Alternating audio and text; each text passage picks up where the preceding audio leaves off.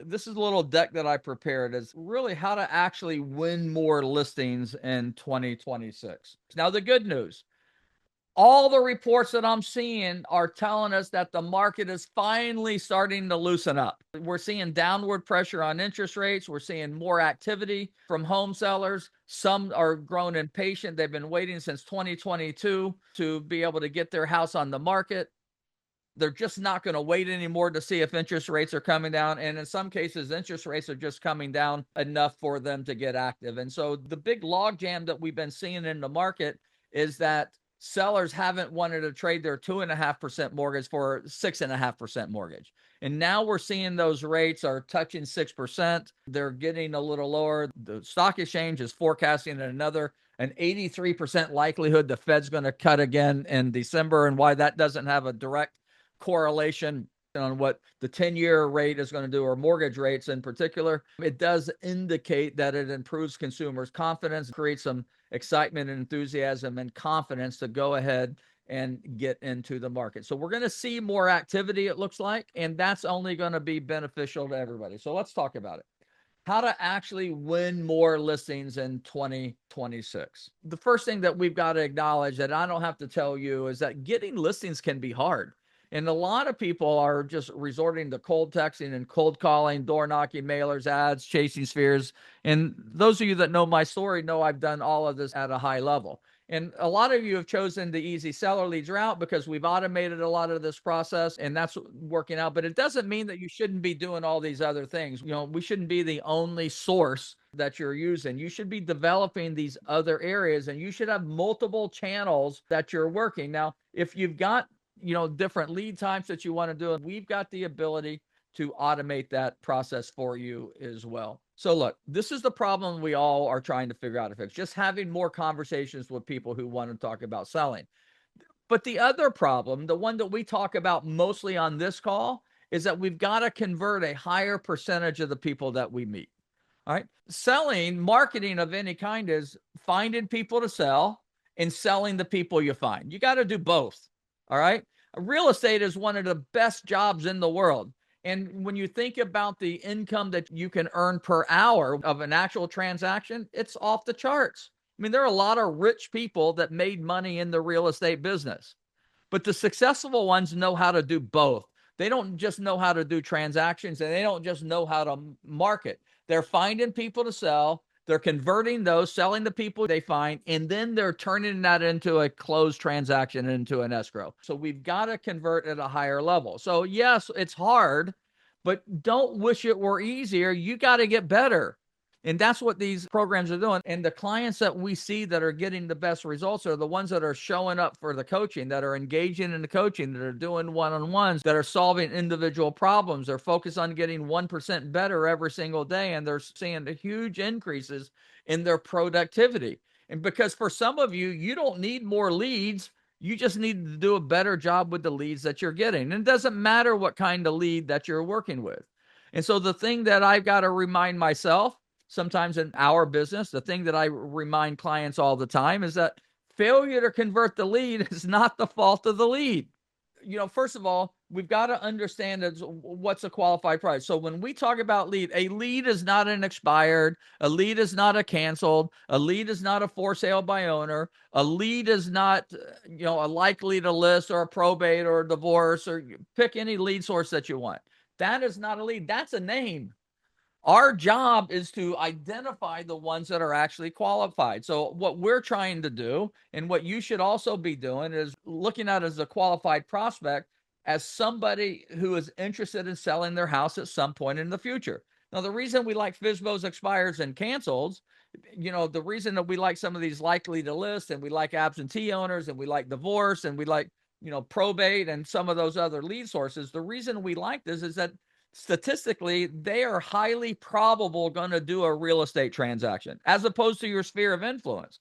Your sphere of influence only has a 2.9% likelihood, that's statistically, that they're going to list their house in the next 12 months. Only 5.5% that they're going to be a buyer or a seller. For most of you, your sphere isn't big enough in order to help you do 2, 3, 4, 5 transactions a month, if that's what your objective, even one a month for most of you. And so the idea is that we take these names and turn them into qualified prospects. The number one frustration that I have in working with agents is that we determine as a qualified lead is not as somebody that's going to do a transaction at some point in the future, which is what I think a qualified prospect is.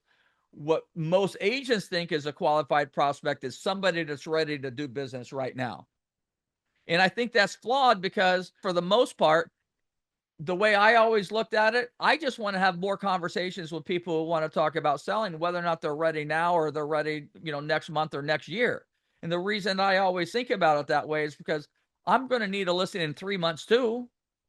And there are a lot of agents out there that are saying, well, if you're not ready to list right now, it's just a big waste of my time. What? It's never a waste of time to have a conversation with somebody who's thinking about transacting. And I'm going to tell you why. Because statistically, what we see is that 60% of sellers are choosing the first agent they meet with. And we'll talk more about that. And then the other process and the other challenge that we're seeing is that we're using an old, ineffective sales process that's focused on the agent's needs and not the sellers. And that's where this flawed process, it's a waste of my time if you're not ready to list. Don't have me come out unless you're ready to go. I see other coaches and coaching programs that say things like this is don't go on a listing presentation unless they're ready to sign up with you. I just don't understand that thinking. Okay. Now I'm a guy that my last couple of years of my full-time real estate career was doing about 150 transactions a year. I can't tell you how many conversations that I had with people who weren't ready to list, but they ended up listing because I nurtured that relationship properly, because I positioned myself to win that listing. So remember, the lead types, they're not leads, they're just names. We've got to convert them into prospects. That's our responsibility. So the raw lead data, that's the FSBO expired, canceled. All right, that's just contact information.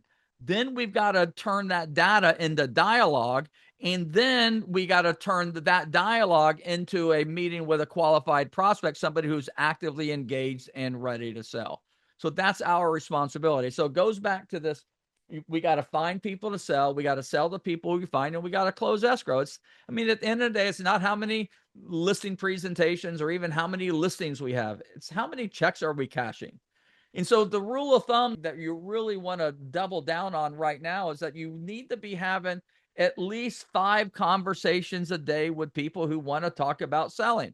Now, if you want to do buyers too, then add buyers or sellers. All right. Then you've got to add value to the relationship. What problem are they trying to solve? And then you've got to use a strategy that solves the problem to win the listing.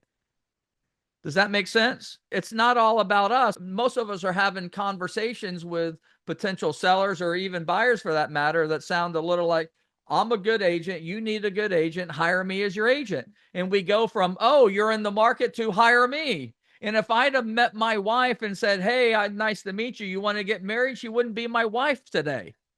But that's exactly the technique that we're using when we're prospecting. We go right for the close before we've earned the right to do that, before we've ever added any value. And so you see this in our process, or at least you should see it. For a lot of you, it's just completely invisible. You're just waiting for a notification that you got an appointment, and that's when you jump in. And you should be more aware of really what's going on. And you should be applying these strategies that we're using, that we've automated.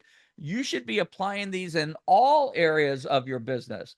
All communication that you have should be focused on adding value and getting them asking you for more information about selling their house, or getting them asking you for more information about buying a house.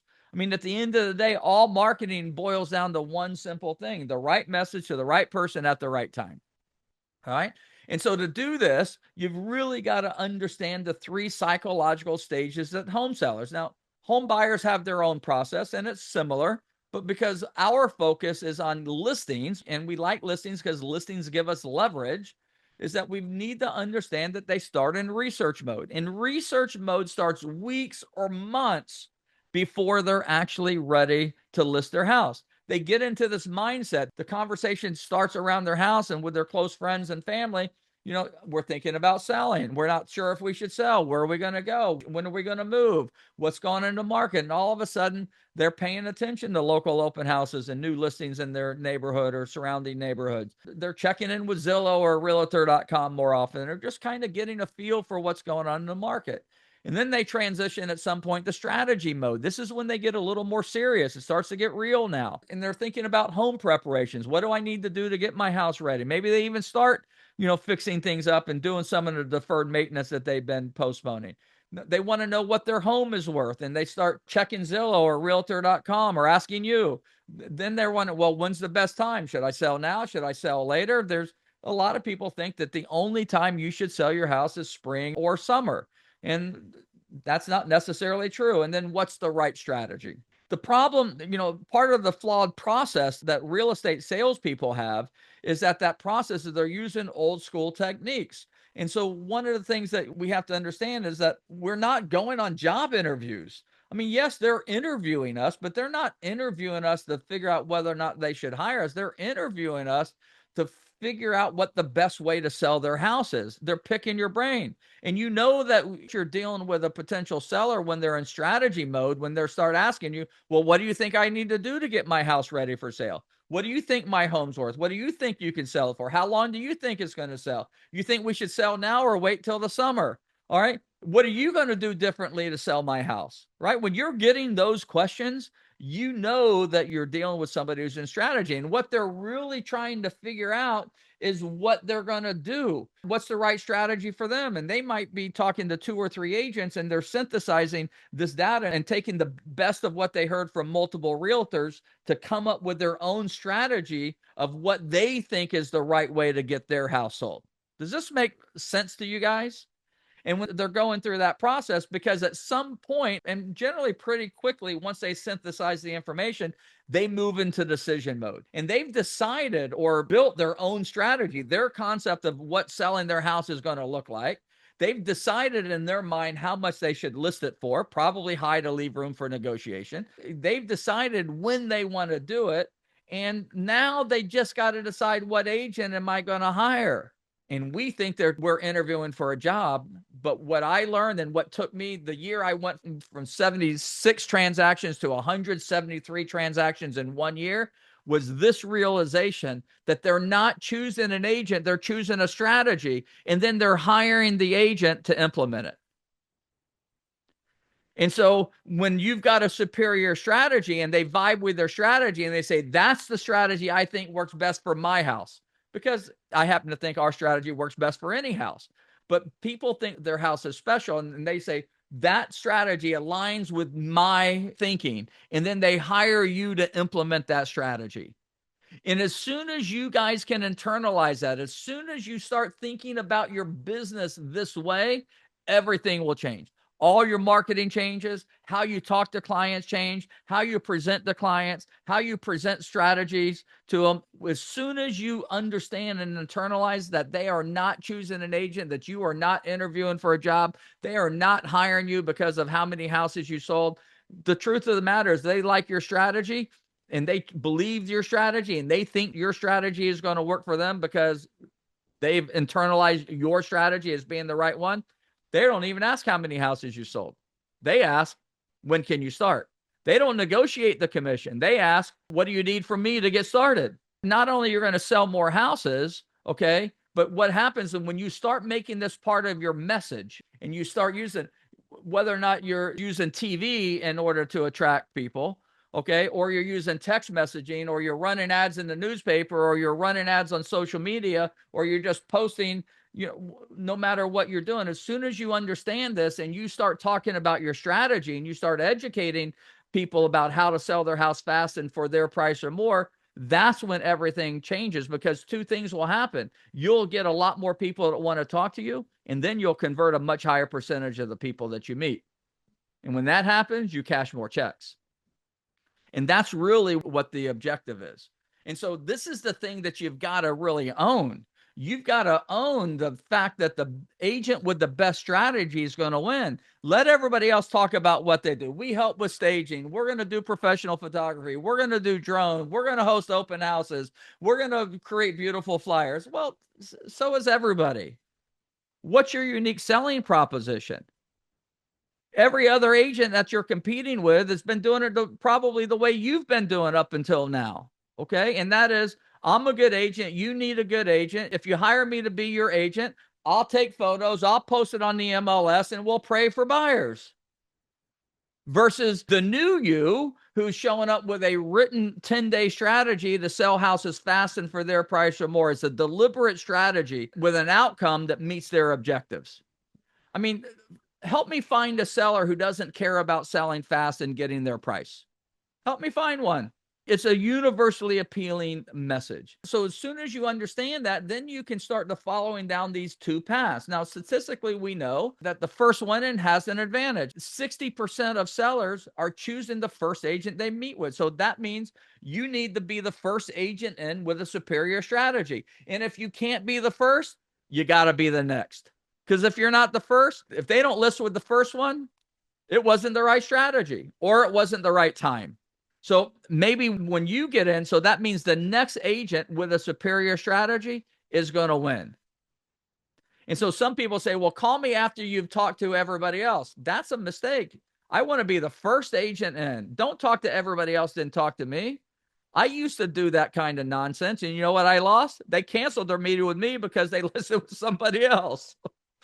I want to be first in there. And if you've already talked to two other agents, then, well, I can be there tomorrow. All right. Let me show you what I do that's different than everybody else. When you understand that they go through this research phase and strategy phase well before they get into the decision-making phase, then all you got to know is that your mission is to not only reach sellers when they're in research or strategy mode, but you've got to connect with them. And the sooner that you can have a face-to-face meeting with them, the greater the likelihood is that you're going to win that listing. And so going forward, any communication that you have with a potential seller has to be about offering them research. So go back to the analogy of I'm a good agent, you're a good agent, you should hire me to be your agent. That creates resistance. But if I go back to that communication and I rewind it and I get another crack at it, now I might say, it sounds like you might be thinking about selling your house. I've got a great 10-day strategy that results in houses selling fast, often with multiple offers, so you can get your price or more. Would it be okay if I sent it to you so you could take a look at it, see if it might be something that makes sense for you when you're ready? Now, what's going to get a lot more engagement? That offer where I'm offering them research, or I'm an agent, so you should hire me. Some of you have friends that won't talk to you because of the pressure. All right.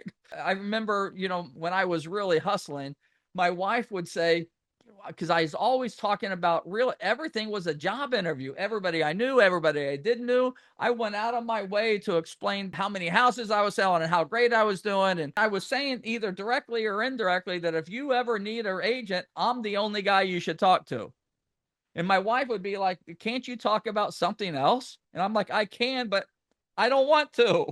This is really all I could think about because everybody was a prospect. And as soon as I dialed that back and I started just focusing on helping people solve a problem, okay? Now, if it's FSBOs, expires, or cancels, it's my house didn't sell or my house isn't selling. If you're working likely to list or downsizers or absentee owners, people that might be thinking, or probates, those guys are more like, they think about it. They're like, hey, listen, I know that you may not be ready to sell your house now, but when you are, you might be interested in our strategy. What I'd love to do is I'd love to send you my 10-day strategy so you can have it and see if it's something that makes sense. What's your email address? And when I have that conversation with them, I get a lot more people saying, sure, I'd like to have it. Because when you ask for the appointment, when you ask for the listing, you're like, no, we're not ready. And not only do you get the no now, you get resistance later. Make sense? Because they know that you're going to, every time you show up with commission breath. And that doesn't feel good to people. They want help, not pressure. And so what we do and what we've implemented for you guys is the license to use this 10-day strategy to sell houses fast and for your price or more. Because as I said, it appeals to every seller in every market. Every seller wants to sell fast and everybody wants to get their price or more. And so when you do this and you start offering people this information, it starts out by, yes, I'd like to have it. Yes, I'd like to talk to you about it. Yes, I'd like to see a custom strategy. Yes, this looks like the right fit for me. When can we start? It doesn't go from come on over, I want to list my house. There's too many agents are waiting for, somebody to call me, hey, I've decided I'm going to sell my house. Come on over. That's not how it works. We're into helping people solve their problem. And if they're not a FSBO expired or to cancel, then their problem isn't my house didn't sell, my house didn't sell.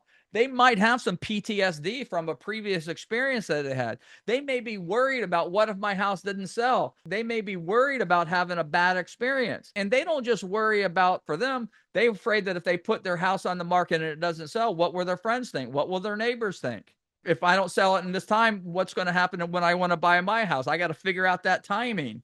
There's a lot of uncertainty around it. It's not just the sale of their house. Putting the house on the market for sale triggers a domino effect. They're not only just trying to solve the problem of how and when to sell my house, they've got to coordinate that timing on how to transition into their new home, whether or not they're purchasing local, renting, moving out of state, whatever they're doing, there's a coordination. And the concept of taking a long time to sell and having an uncertain listing that where they can't really tie down the second piece of it makes this even more appealing to people. And when you start to understand from their perspective what's involved in their decision, it's not just choosing an agent, it's choosing the agent with the right strategy. It's going to help them achieve their objectives. All your communications should start changing around that. So we create these guides that they're designed to be ebooks, and you all have your own custom guide, but the bottom line is that these are positioned as research. Maybe the most underused thing that we've given you is this perfect home prep guide. This perfect home prep guide with tips and strategies on what to do and what not to do to get a house ready for sale. That is also research. And so the kind of communication you should be having with them is teach them how to sell fast, teach them how to get your price, teach them how to prepare their home for sale, teach them, offer them a seller checklist, give them an update on what's going on with local market conditions, not just their house, but what's going on in the market. And if they're going to another market, what's going on in that market?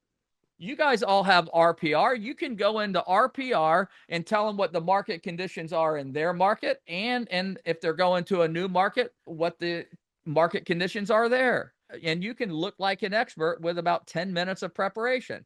And then some people also want home valuations. They want to know what their house is worth, what they think it's going to sell for. And so when I talk about home valuations, I usually talk about three numbers.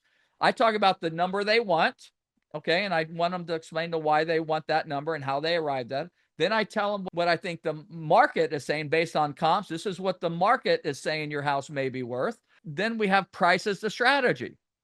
And so when someone asks me, well, what do you think the value of my house is? I said, well, that depends on your perspective. And so what I like to do is in order for me to really tell you what your house is worth, I need to come out and take a look at your house. Once I get a look at your house, I will have done the research and I'll be able to talk to you in depth about three things. I'll be able to tell you what the market says your house is worth. I'll be able to tell you what I think the house will sell for with the right strategy. And then I'll tell you the pricing strategy that I think you need to use in order to get the most amount of money possible for your house.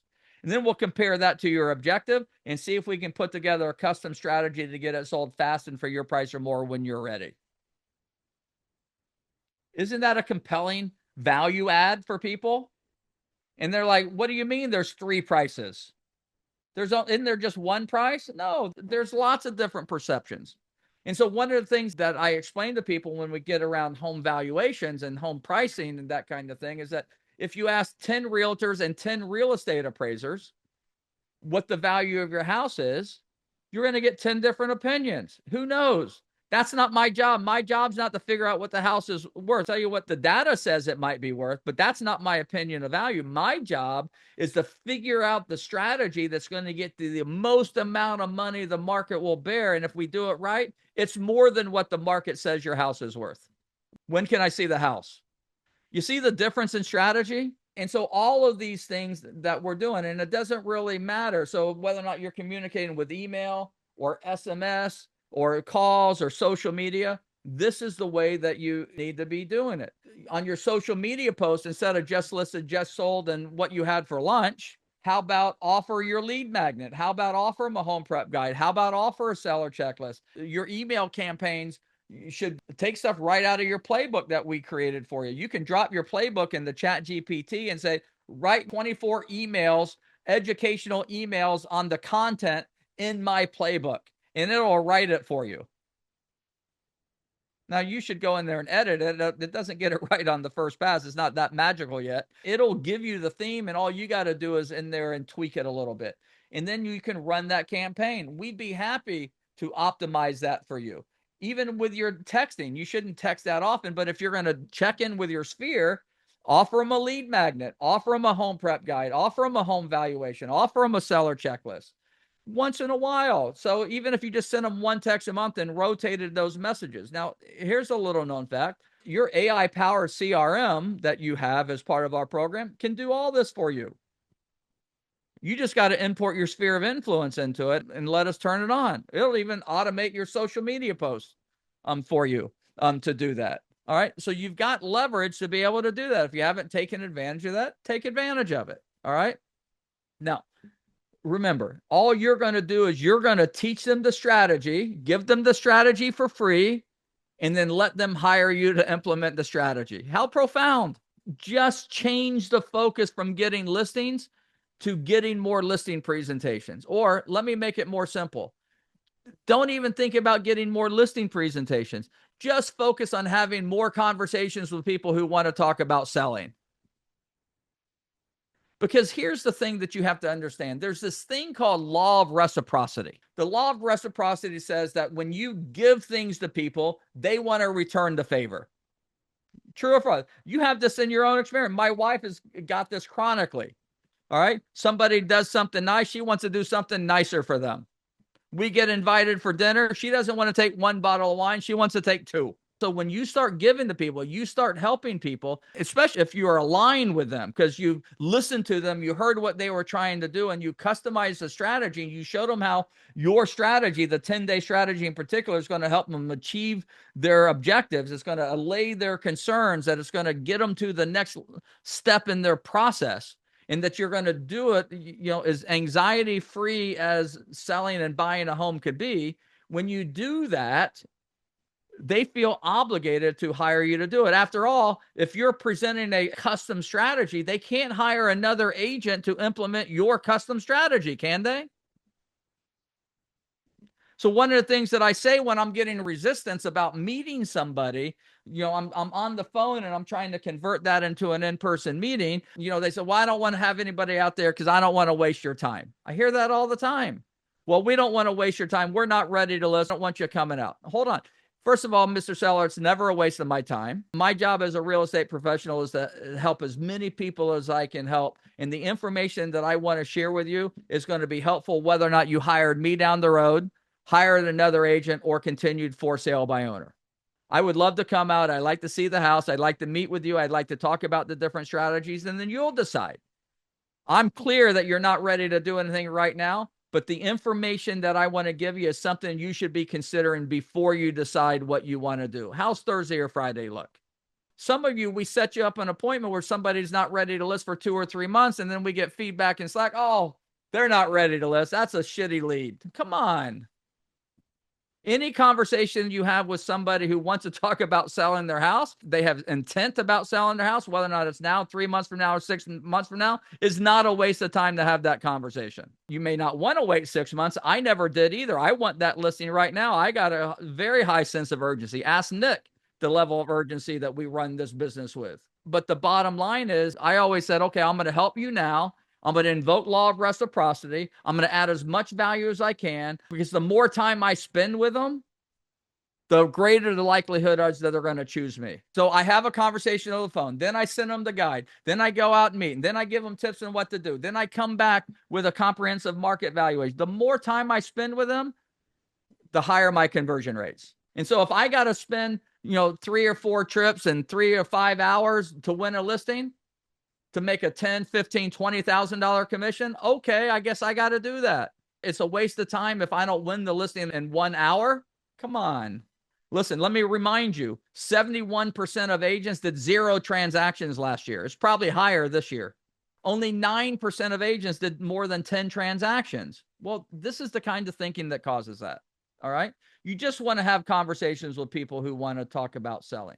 Because think about this, 1 extra listing presentation a week, just one, One extra, that's 4. Convert just 1 and 4. If your average commission is 10 grand, that's 120 grand a year. And then the listings give you leverage. That listing should turn into a second transaction or a third transaction. So when I got one listing equals 10 grand, I'm like, well, that listing means 20 or 30 grand to me because the seller's a buyer. The open houses are a lead magnet to get more buyer and seller leads, then repeat and referral business. The year I did 173 transactions, I only listed 65. The rest came through leverage. And that's really what you've got to be doing. You've got to be turning one listing into 2 or 3 transactions. And remember, if you want more buyer leads, and some of you do, I don't know why, but some of you do, all right, nothing attracts buyers more than listings. Your listings are the lead magnet. And if you'll do these things, if you'll just change your mindset, no, very little change in technique, just change your approach and focus on helping people solve a problem by presenting a strategy that to help sell houses fast and for their prices more. If they align with the strategy, they will align with you. If they trust your strategy, they will trust you. If they want to use their strategy, they're going to hire you to implement it. So you've got to decide what's your unique selling proposition. We've given you one, but it should not only be used on the appointments that are getting set through this system. It should be used in every listing communication that you have with anybody. You need to focus, get back to the basics, have 5 conversations a day with potential sellers. It doesn't matter how you do it. You should not be sitting back waiting for us to build your business for you. We're just one prong, on a multi-stooled chair. Okay?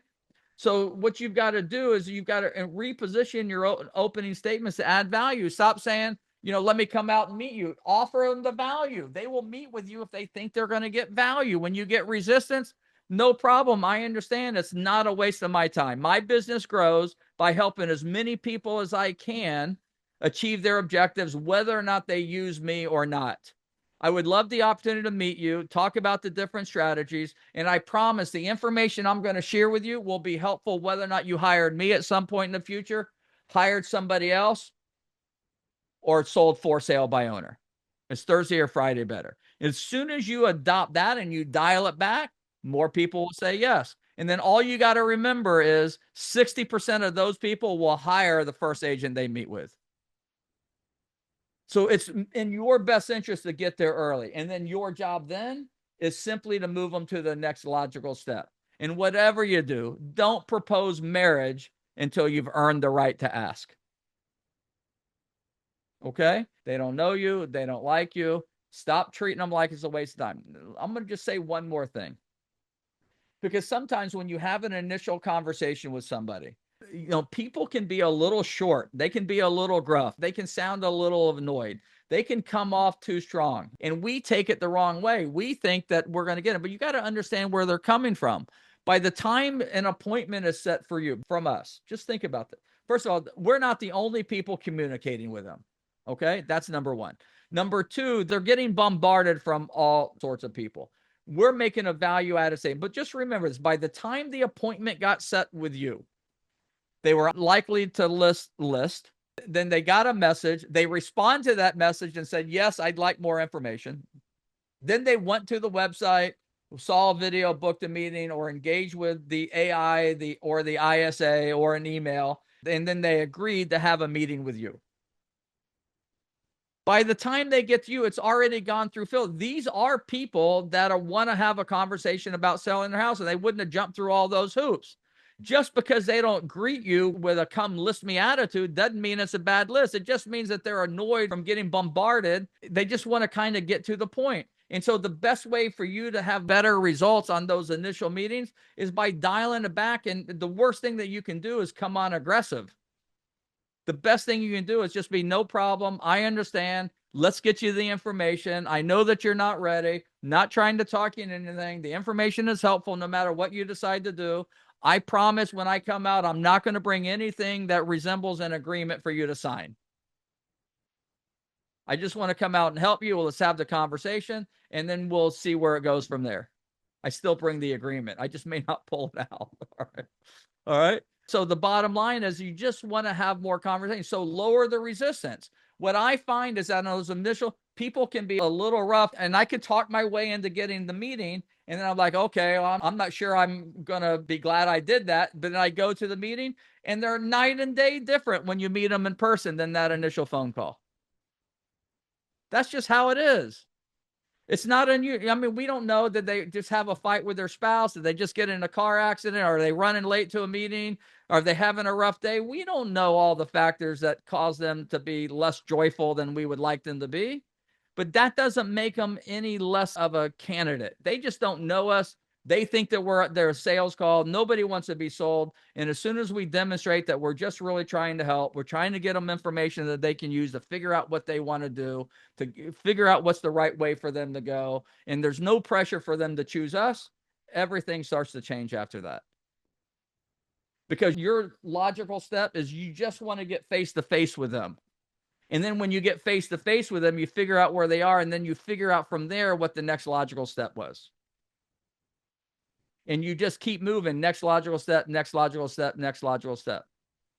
All right, I told this story before, but it feels like a good story to end with. And then if you have questions, I'll be happy to try to answer them. So when I met my wife for the first time, talked her into going out, and the only way I could get her to go out with me was with some mutual friends that we had. So we did a group dinner. And then right after that group dinner, I walked her to the car and I said, that was fun. Can we do it again? And her initial response was, no, I'm good. And, I'm like, game on. All right. And so that went back and forth. And I finally talked her into going out. And I say, hey, the worst thing that'll happen is that we'll just be friends. And I'd get her to go out. And we didn't go out that frequently. It was super slow in the beginning. And I wasn't trying to close. When I say I wasn't trying to close, I wasn't even trying to hold her hand. I wasn't trying to get a good night kiss. I was just focused on having a good time. And my mission, my next logical step was just to win another day. I would go out and I just make sure that we had enough fun that so she would want to do it again. And then I'd get another date and then another date and then another date. And then at some point, maybe the third or fourth one in there, she looked at me and says, you think we can just be just friends? And I said, no, I have enough friends. She leaned back and I said, at some point I am going to try to kiss you. And she says, I don't think so. And I leaned in and said, oh, so I have a chance. And all I did was put the intent out there. But I didn't try to kiss her that night or the night after or the night after any of that stuff. We played it slow. And I waited till I thought it was the right point before I tried to do that. And this analogy, although it may not make any sense to what we're doing in real estate, is exactly what we do in real estate. Because what happens is some of us go in for that first kiss way too early. We haven't earned the trust. Okay. We haven't built a rapport. We haven't demonstrated our value. We haven't proved that we were worthy. Okay. And so we've got to go through all of those steps. And when we do, then we'll see the signs and know that it's safe to ask for the business. And that's what we've got to do. Now, I'm not saying you should go faster and be more aggressive than I was. I was playing for the long haul. I mean, I knew very early that this was somebody that I was going to marry. I don't know how I knew or why, but I knew for sure.